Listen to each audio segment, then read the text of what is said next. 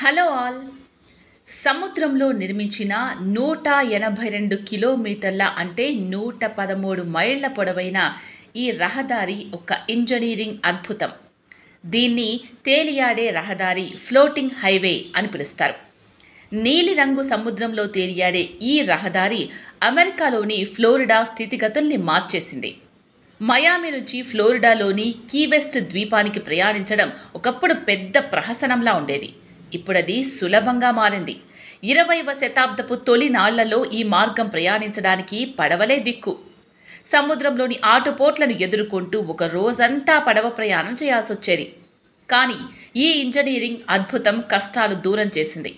ఈ overseas highway ఫ్లోరిడాలోని ప్రధాన భూభాగం దక్షిణ కొర నుంచి 44 ద్వీపాల మీదుగా 42 వంతెనలపై సముద్రంలో 113 మైళ్ళ దూరం విస్తరించింది. అంటే హైదరాబాద్లోని నాంపల్లి నుంచి విజయవాడ మార్గంలో కోదాడ వరకు ఎంత దూరం ఉంటుందో అంత దూరం అన్నమాట. దూరదృష్టి గల డెవలపర్ హెన్రీ మోరిసన్ ఫ్లాగ్లర్ అద్భుత సృష్టి ఈ ఓవర్సీస్ హైవే.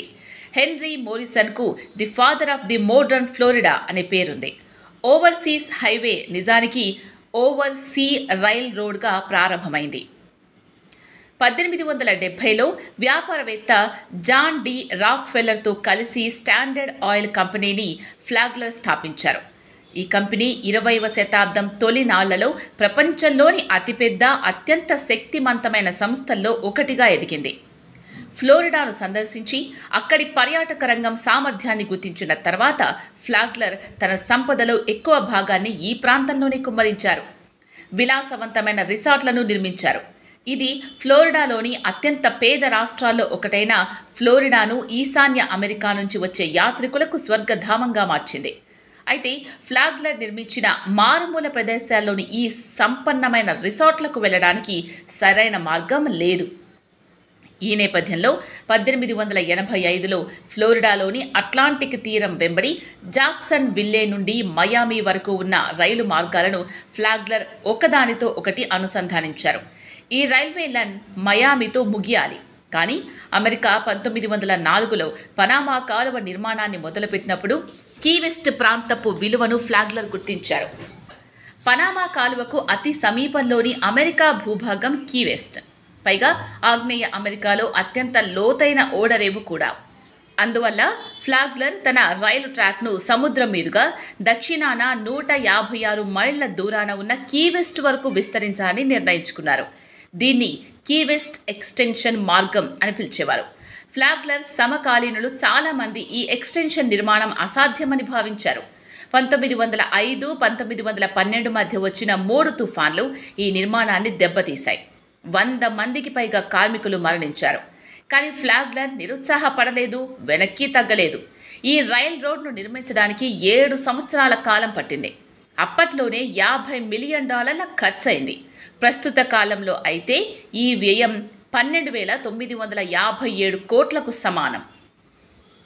4,000 మంది ఆఫ్రికన్ అమెరికన్, బహామియన్, యూరోపియన్ వలసదారులు ఈ నిర్మాణంలో పనిచేశారు. వీరంతా కఠిన పరిస్థితుల్లో మొసళ్ళు, తేళ్లు, పాములతో పోరాడుతూ ఈ నిర్మాణం కోసం పనిచేశారు.